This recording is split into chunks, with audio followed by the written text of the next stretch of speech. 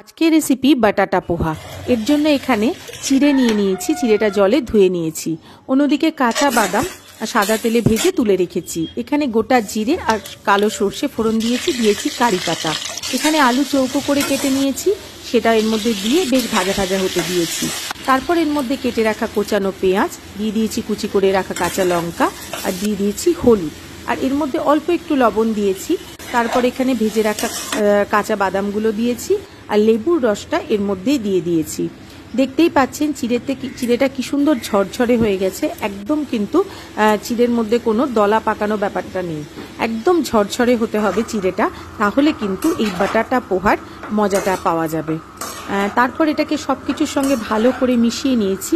এখনো পর্যন্ত কিন্তু আমি লবণ আর চিনিটা দিইনি, এর মধ্যে শেষের দিকে একদম আমি লবণ আর চিনি একসঙ্গে এর মধ্যে দিয়ে দিচ্ছি আন্দাজ মতো।